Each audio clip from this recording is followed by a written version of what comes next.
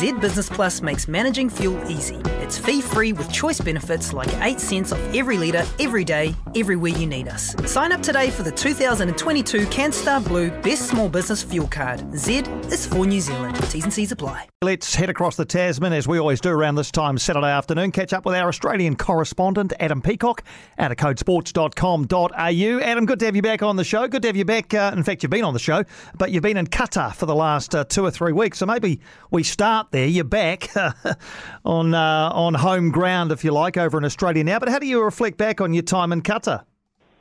Yeah, it was different, put it that way. It was from a footballing experience. I don't think it'll ever be topped. I went to 18 World Cup games.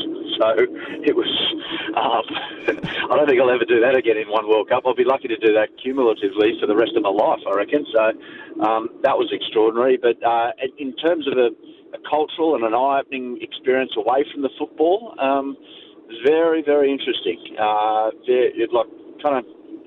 Made you appreciate what exactly is going on in the world as opposed to just our little hamlet down here. As far as the Sooceroos performances are concerned, obviously probably exceeded all expectation really by getting as far as they did. Is that the general feeling on your side of the Tasman, that the Sooceroos overachieved?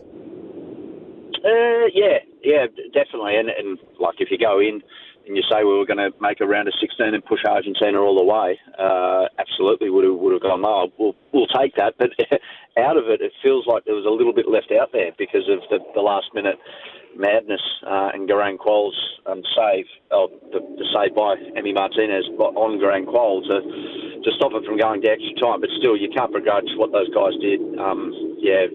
Totally unexpectedly. You look at their squad, a lot of people over there were saying, how is this team doing it? Well, they did it by being together, and it just made you so proud as an Aussie to follow those guys, and you know them, Piney, they're such a good bunch of guys.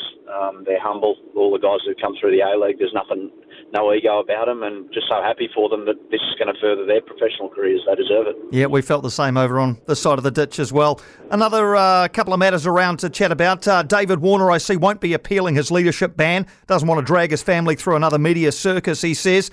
His position as vice-captain was scrapped after Sandpaper Gate, of course. Steve Smith, too, had to serve a leadership ban, but he's now back leading Australia. What's sort of going on here? Because I saw David Warner's manager saying that Warner's keeping quiet about who was really involved. The full story will come out. I can't wait for the book.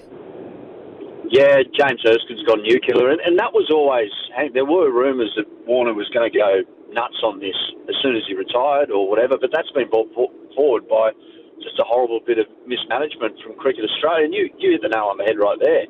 The fact that Steve Smith, who was captain that day in Cape Town, is now captain again, and Dave Warner's not allowed to be captain, just does not make sense on any planet, in any time. That does not make sense. So Cricket Australia have made this harder than it needs to be.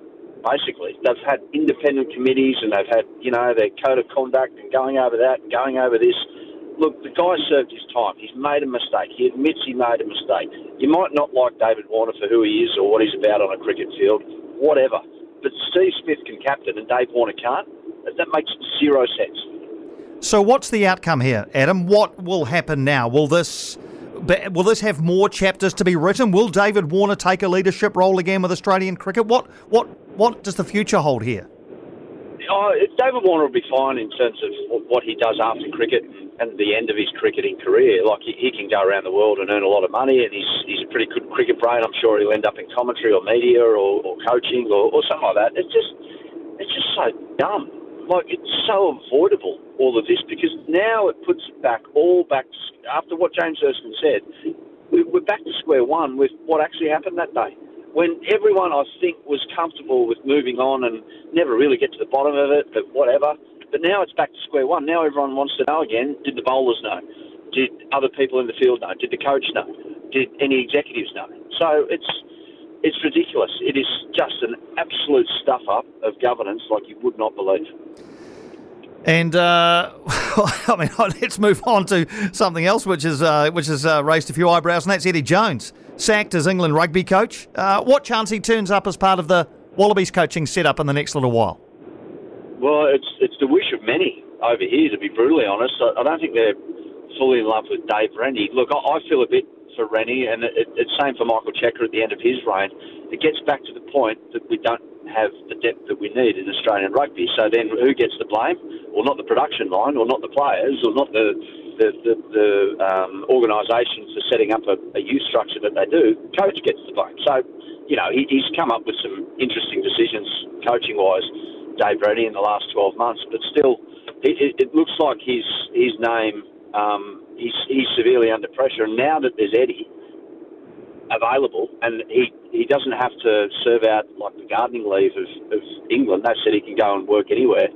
It looks, for all intents and purposes, that Eddie's a big chance of taking us to the World Cup. Now, if it's to happen, it has to happen in the next 2 weeks, because you can't let it drag on.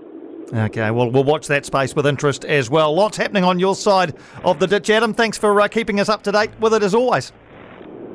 Too easy, Piney. Have a good one. You have a good one too, mate. Adam Peacock, codesports.com.au, our regular Australian correspondent. Thought-provoking, opinionated, enlightening. The Leighton Smith Podcast. What's wrong with New Zealand and how might we fix it? The politics of the country, the mood of the electorate, and government maladministration and stupidity. With input from Bruce Cottrell, Barry Soper, and a retired New Zealand lawyer. All on podcast 184. Subscribe now on iHeartRadio and get the latest episode now. The Leighton Smith Podcast, powered by News Talk ZB.